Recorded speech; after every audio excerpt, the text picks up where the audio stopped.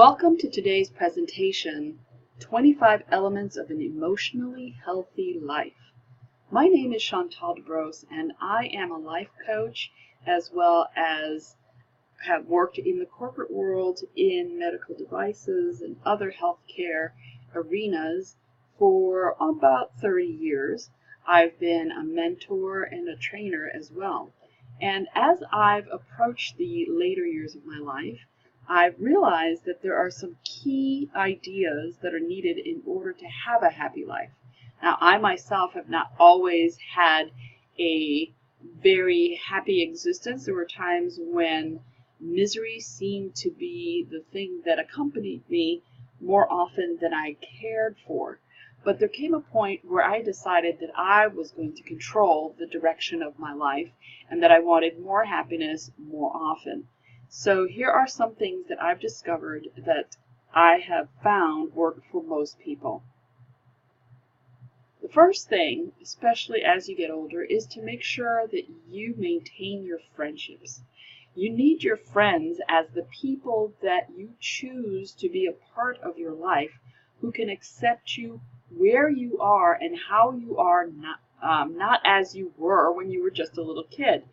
How many times have we gone to family gatherings just to have somebody push a button from when you were maybe in middle school or high school, college, maybe even back in the sandbox when you were just tiny kids? That shouldn't bother you anymore, but it often does. And this is what we need friends for. We need friends as the people who know us as we are now and can support us as we are today. It's important to have a loving family. Not everybody has a loving family, but you might find that there is a person in your family that is a loving family member that you can call family. However, getting the support and the recognition from a loving family is definitely a helpful thing to have in your life that increases your level of happiness. But if you can't find that from the people who are your blood relatives, again, you can create this and have your own family by surrounding yourself with people who love you and know you as you are and will cheer you on in the hopes, dreams, goals, and the bumps and bruises that you go through in life. This is critical, having hobbies. One of the things that kept me from having to go through therapy, I believe, was maintaining some level of creativity in my life at all times.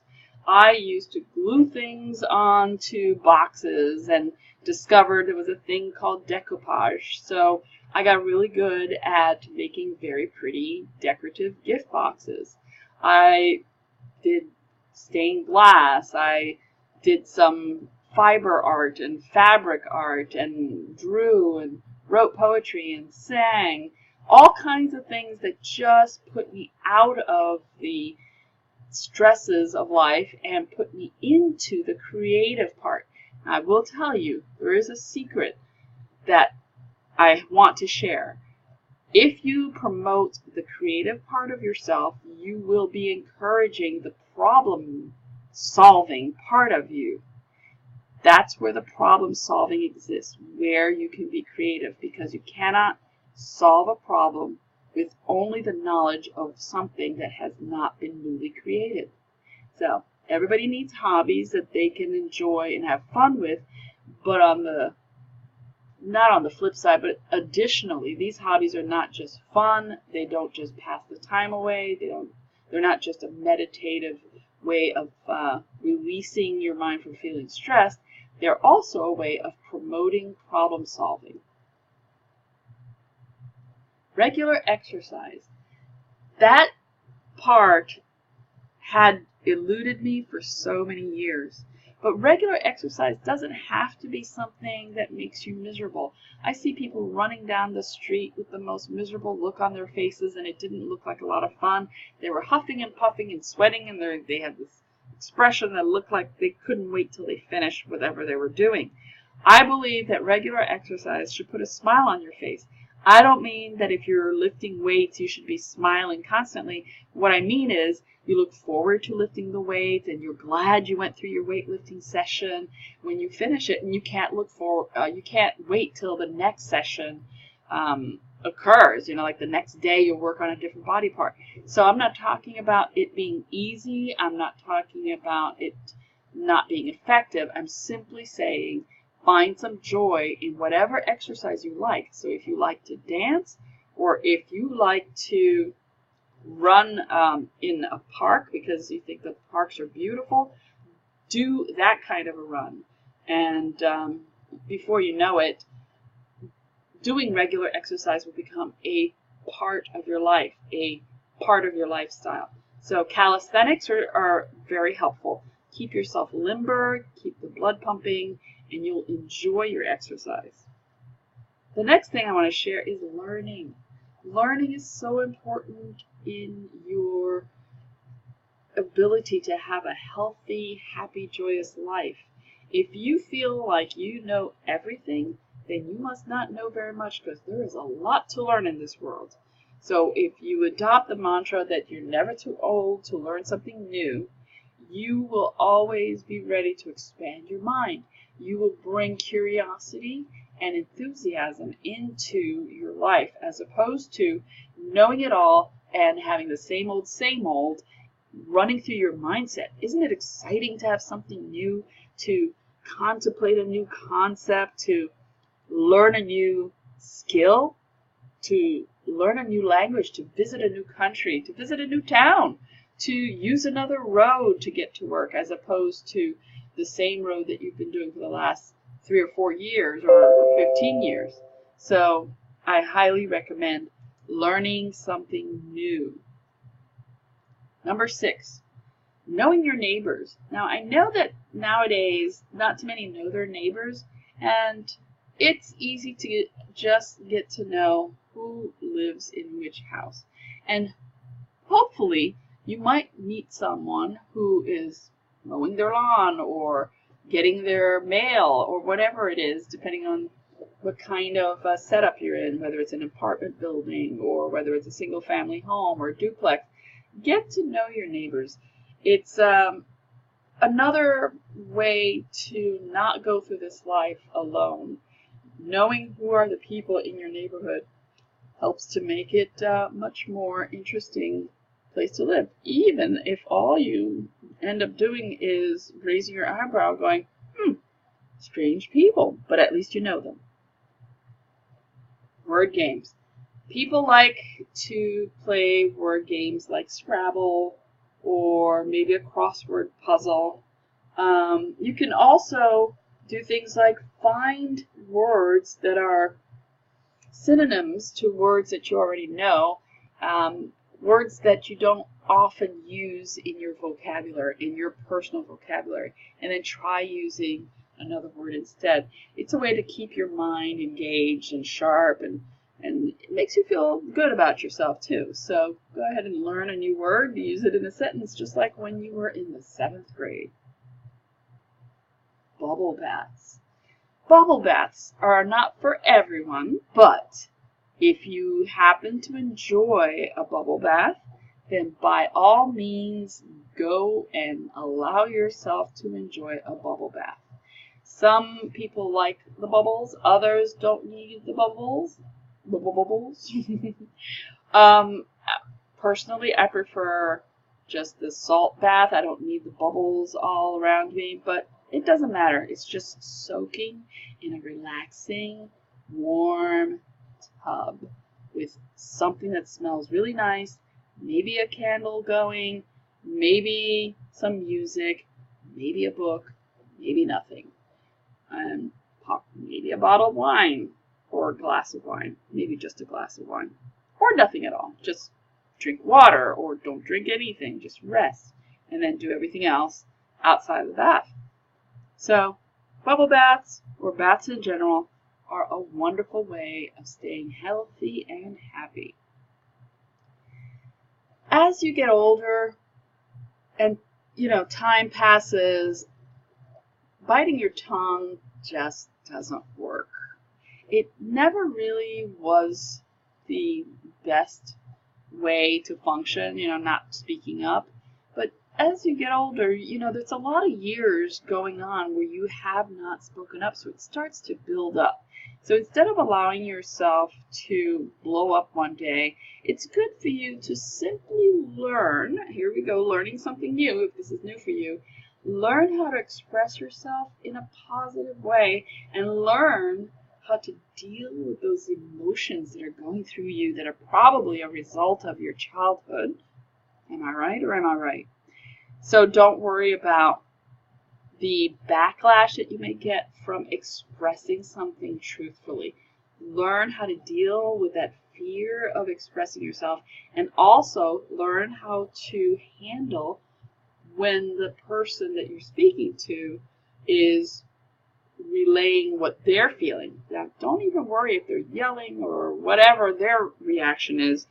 That's the reason why you need to learn how to receive their feedback, regardless of whether they know how to deliver feedback properly to make you feel comfortable. So this will give you some resilience. Speaking up is a good thing for you, as long as you're aware that you might be judgmental, possibly. Maybe nobody wants to hear your opinion because you have maybe a left-wing way of thinking of things and others have a right-wing way of thinking of things. That's where you learn how to just let it go. But you can still speak up and say, this is the way I feel about this topic. So here we are at Let Go. See how each of these things really connect with one another. So when you're speaking up, like I said before, there are times to just let it go. If you have feelings that are less than helpful for you, let it go. If you find that you're feeling extremely filled with anxiety, trying to express yourself to a person, maybe practice a little bit with someone who doesn't scare you as much. And remember, these feelings that you have in the present are really the residue of emotions from your childhood. So I recommend working on that, but work on it in tiny little increments. And if you never get past a tiny little bit of self-expression and you can't speak to certain people, that's fine, because you've made progress, and that's very important. Use visualization. Visualization is something that I think most children are able to do. I have heard of adults who say they cannot visualize. And if they cannot visualize, perhaps what they can do is remember the words. I'm a very visual person, so it's very difficult for me to understand how someone doesn't see a picture in their mind, but maybe they can hear a sound or think a thought that helps them to move from focusing on troubled times to seeing something in a broader perspective, to help them move on and not be stuck in the present moment. This part right here, number 12, respect yourself. It seems like it should be really easy, but we often put ourselves last, and we allow ourselves to be treated in a manner that we would never treat somebody else. We allow ourselves to be spoken to in a manner that we would never speak to someone else. So it's very important for you to see that you deserve to be respected and that you are just as valuable as someone else, if not more valuable. And what I mean by if not more valuable, I mean that it's important how you feed your mind and how you surround yourself with the right kind of people that help to elevate you. Because when you elevate yourself, you show up as your best self, and then you can give yourself your best self to those around you when you are speaking or offering assistance in some way. Number 13, of course, is respect others. When you demonstrate respect toward others, you start to feel better about yourself. It's just a gift from within you. And in order to respect others very well, it is very good to respect yourself, because if you're filled with self-respect, then you will be overflowing with the ability to share that with others, and you can give others the respect that they deserve, or you can give others the respect that you believe a person deserves, even if they may not be behaving in a way that is respectful. That's not the point. The point is for you to behave in a respectful manner, because that's what's in you. Number 14 is to keep promises. When you make a promise, the minute it comes out of your mouth, it needs to be treated as a contract, as if you were going to be taken to a courtroom if you broke your promise. If you're not able to keep your promise, then you need to communicate with that person or those people and renegotiate so that you can deliver what you had promised, or you can deliver something else if you cannot deliver what you had promised. So just make sure that it's important to keep the promises that you make. Otherwise, start practicing not making promises if you're not able to keep them. That is an extension of respecting yourself and respecting others. Number 15, be confident. When you believe that you are able to do something, you do it better. Even at the beginning, when you are not competent at doing something, approaching it with confidence helps to quicken the learning curve. So go ahead and believe in yourself and have the confidence that yes, you can do it, and then go forth and practice. Even if you fail and you feel like, oh man, I'm really an idiot here. Who am I to learn how to roller skate at 55? I mean, it could happen. So you fall and you practice. Well, when the 7-year-old was practicing roller skating or rollerblading, they fell many times, and they kept on getting up and doing it again and again. It doesn't change when you get older. You just have to keep practicing until you go from incompetent to competent to expert. Create a sanctuary. Number 16. This is so helpful. If you are living in a little hovel, even if you're living, I don't know, maybe you'd be listening to this in a public library and you don't even have a home where you live, find a way to create a sanctuary for yourself. A place that takes you away from the crazy, mixed up world that is outside of you and inside of you. And find a space. It might be a tree. It might be, I don't know, a coffee shop. It might be just a chair placed in a certain spot on your back porch or on the front stoop. It doesn't matter. Find that sanctuary space and you infuse it with the meaning that this is your sanctuary. And then you can make it your own haven and connect going there with moving past the stresses of everyday life. This is really critical. Number 17. Quite a few people are not excited about the work that they do, and they don't have a high level of engagement when it comes to actually doing their work every day. But if you can find something that you can pour yourself into, regardless of whether you get rewards or recognition, this will help to strengthen your emotional health. So consider for a moment going to work with something positive to offer to help elevate the situation at work. And if you can't stand your job, I still recommend that you do this. Find a way to make a contribution. But I also recommend that you look for another job or you take courses so that you can actually qualify for another type of work, or find a side hustle that makes you happy enough that you can tolerate the BS that you think that you have to go through at work. It's all in your hands. There are many choices, but it is in your hands, and it is in your mind and in your heart to decide how you're going to handle the hours of your day.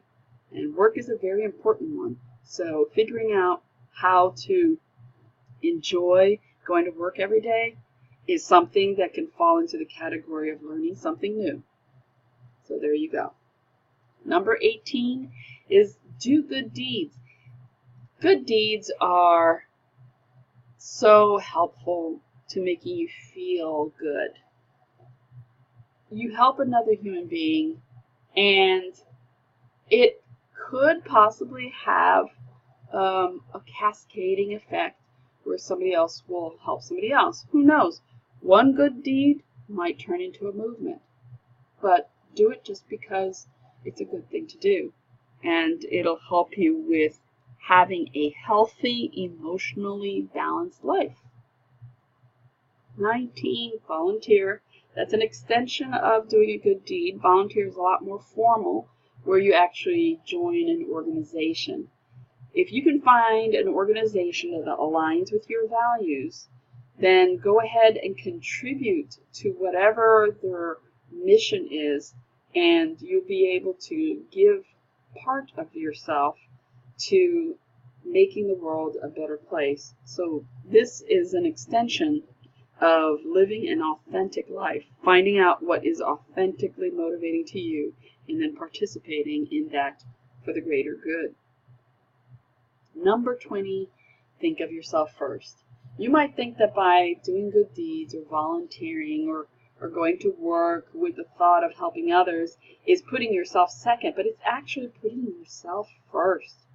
You are making sure that you are doing those things that are helpful to expanding your mind, expanding your life, and expanding your experience as a human being on this planet.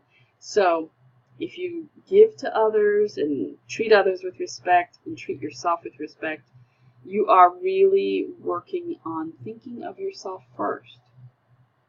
Number 21, adventure. There is nothing like having an adventure. And an adventure doesn't have to be jumping off a cliff, or bungee jumping or anything like that. Or, skydiving. That's always something that some people like to do. It could be as simple as going downtown without using your GPS and saying to yourself, I'm going to find my way down there. It could be going rafting down a river, or it could be walking into another mall and seeing if you could find things for a better price, or maybe finding a certain designer's outfit that you've never dared to buy, but you've saved your money and you're gonna put together the most desirable outfit ever. It could be anything. So you decide what you want your adventure to be. It doesn't have to be outdoors. It could be indoors too. You could be writing a book. Who knows? Anyway, decide what that adventure is going to be for you. And can you see how an adventure can do a lot to make you feel better about yourself? And it can do a lot to help you learn more about who you are. Number 22, good nutrition. Good nutrition is so important. One of the things that I've found over the years is that there are certain foods that I enjoyed eating copious amounts of when I was a child that are really not that good for me in my later years. And maybe it wasn't so good for me when I was a child. It's just that my system had not built up a resistance or a intolerance or whatever it is that just makes me feel plain miserable when I eat it.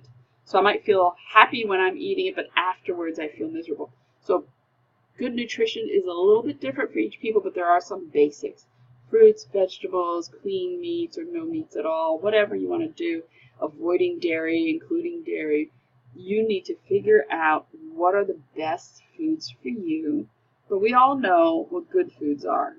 But just take it a step further and find out what are the best foods for you so that you can be receiving the most nutrition possible from as little food as necessary.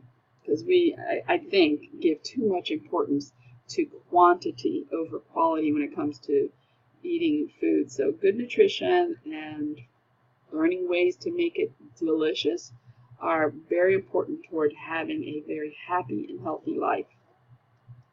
Music, number 23. I don't know what to tell you about music because I just love music. I could go on and on and on. I recommend that you download music that you love, or you go to listen to live music at some venue in your local area. There's just no reason not to have music that you love as a part of your life. So go ahead and collect the music, create a playlist on YouTube. You could just decide on the songs that you want to listen to, and it could be anything from your high school days, from middle school, who cares, whatever it is, or maybe a time period that predates you, but you loved it, like maybe 40s music, or post-war era, post-World War II era music. That might be something that makes you feel a certain sense of happiness or connection. So there's no reason not to have music in your life. And so I recommend that you find a way to introduce music in your life on a regular basis. Live within your means is number 24. There is nothing that causes stress like being in so much debt and not being able to pay those bills. This is a huge stressor for so many people, and it's not a necessary stressor. I understand that there are some things that happen in life where people have had illnesses and it's caused them to go into serious debt, where they've been laid off and were paying their bills, but because they were laid off, they couldn't pay their bills for X amount of time, like 6 months, and that is a pretty stressful situation. And it eventually can be overcome. But for those who are not in those situations and are constantly in debt and not having any money at all, it is not an emotionally healthy feeling when you know that you are constantly working for a job that you may not like, but you have to work at it because you've got so many bills to pay. You see how everything ties in together? So stop with the excessive spending, pay off the bills, study something new if you don't like your job, and then eventually move on. Maybe make more money or have a side hustle that helps to pay off the bills. But the key is, if you make more money, don't spend to the full capacity of the new amount of income you're making. Try to stay within the same expense range that you had when you were making much less money. It'll bring you joy and contentment and definitely financial security, but do the best you can to get a handle on that, because that is one stressor that does not need to happen if it's not something where there was an illness or being laid off for a very long period of time. Give yourself the gift of living within your means. And finally, keep a journal. When you write down your feelings, you feel lighter. Well, I'll be honest with you, I don't like to write my feelings.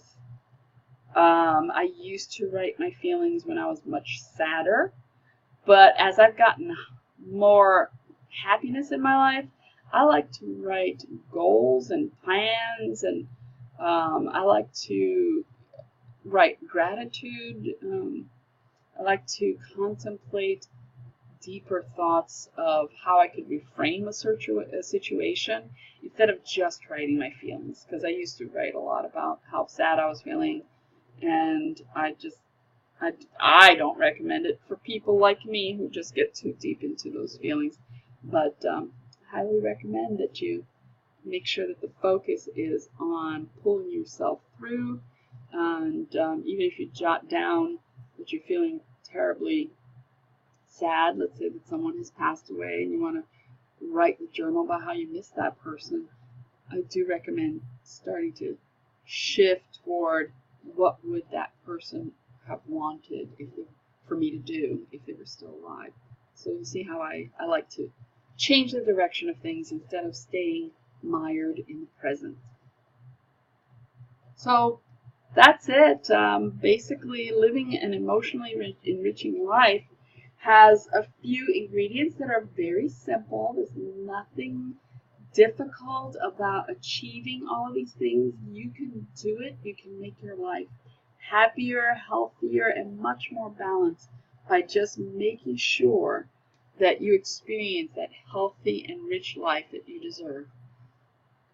Thank you for listening to this webinar, and I have a few articles on my website. There's a guided meditation MP3 on there. There's an authenticity course, prosperity course, and my book Authentic You is available on Amazon and Kindle. So go ahead and visit my website and look around and see if you like it. Feel free to live your happy and authentic, healthy, emotionally healthy life. Take care.